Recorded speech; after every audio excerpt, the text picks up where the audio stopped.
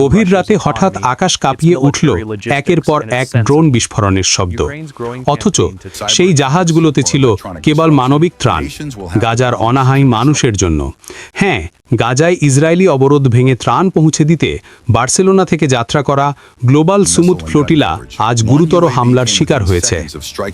গাজায় ইসরায়েলি অবরোধ ভেঙে সেখানে ত্রাণ পৌঁছে দেওয়ার লক্ষ্যে চলতি মাসের শুরুতে বার্সেলোনা থেকে গ্লোবাল সুমুদ ফ্লোটিলা যাত্রা শুরু করেছে।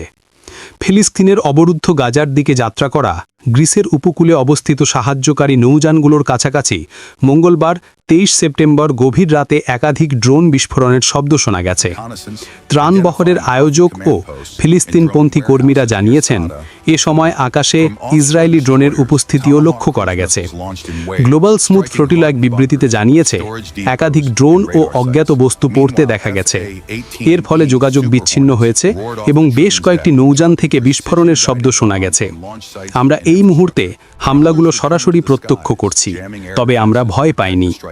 বিবৃতিতে হতাহতের কোনো ঘটনা ঘটেছে কিনা তা উল্লেখ করা হয়নি। এথেন্স থেকে বার্তা সংস্থা এএফপি জানিয়েছে, গাজায় ইসরায়েলি অবরোধ ভেঙে সেখানে ত্রাণ পৌঁছে দেওয়ার লক্ষ্যে চলতি মাসের শুরুতে বার্সেলোনা থেকে গ্লোবাল সুমুদ ফ্লোটিলা যাত্রা শুরু করেছে। এদিকে জার্মান মানবাধিকার কর্মী ও ফ্লোটিলা সদস্য ইয়াসেমিন আকার সামাজিক যোগাযোগ মাধ্যম ইনস্টাগ্রামে পোস্ট করা এক ভিডিওতে বলেন, 5টি জাহাজে হামলা করা হয়েছে। তিনি বলেন, আমরা কেবল মানবিক সাহায্য বহন করছি, আমাদের সাথে কোনো অস্ত্র নেই, আমরা কারো জন্য কোনো হুমকি নই। ইসরায়েলি হাজার হাজার মানুষকে হত্যা করছে এবং মানুষকে অনাহারে রাখছে। আগের একটি ভিডিওতে আকার বলেছিলেন, কর্মীরা 15 থেকে 16টি ড্রোন দেখতে পেয়েছেন।